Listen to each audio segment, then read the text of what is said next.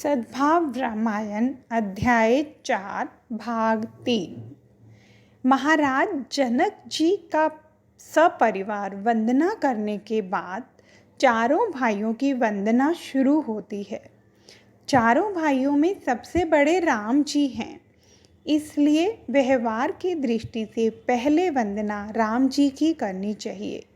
पर तुलसी जी ने पहले वंदना राम की न कर राम के चरण, जिनके लिए कमल हैं और जिनका मन रामचरण कमल में मधु बनकर लुभाया है, ऐसे भरत जी के चरणावृंद की प्रथम वंदना की।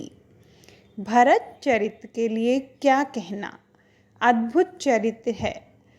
तुलसी जी ने कहा है कि आप चित्रकूट में दूध और फल लेकर 14 वर्ष तक तप करें तो आपको राम जी का साक्षात्कार हो। राम जी का साक्षात्कार हो और कहें मांग क्या दूं, तो आप जो मांगें वो भगवान आपको दें।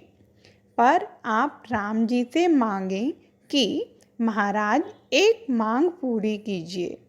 चित्रकूट में वृक्ष के नीचे पत्थर पर बैठकर भरत चरित्र की कथा कीजिए।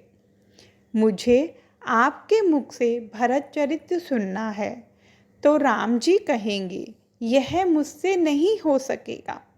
जिस चरित्र का वर्णन राम जी भी ना कर सकें, ऐसा असीम चित्र है भरत जी का। उनका प्रेम अति गुप्त है।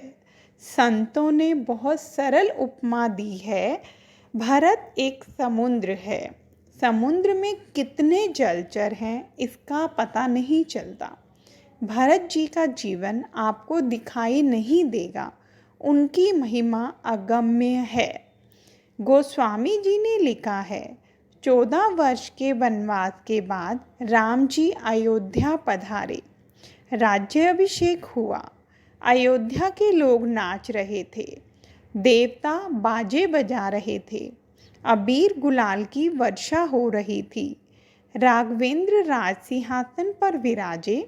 श्री सीता जी बाई और विराजमान हुई। आरती होने लगी।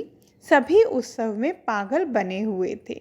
उस वक्त हनुमान जी जैसे परम बुद्धिमान व्यक्ति की नज़र किसी को ढूंढ रही थी। उन्होंने देखा कि शत्रुघ्न महाराज खड़े हैं, लखन जी खड़े हैं, सभी हैं, परंतु भरत जी दिखाई नहीं देते। ढूंढते ढूंढते हनुमान जी राम जी के सिंहासन के पीछे गए। देखा तो भरत जी चुपचाप बैठे हैं।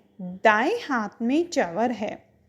पीछे छिपकर राम जी का चंवर डुला रहे हैं और आंखों से अश्रुधारा बह रही है। यह दृश्य देखकर हनुमान जी के नेत्र गीले हो गए। पवन पुत्र ने भरत जी के चरणों में वंदन कर कहा, महाराज आप यहाँ क्यों, आगे आइए। भरत जी बोले, मारुति मैं यहाँ ठीक हूँ। हनुमान जी ने कहा, महाराज राम राज्य का चित्र देने वाले तो आप हैं।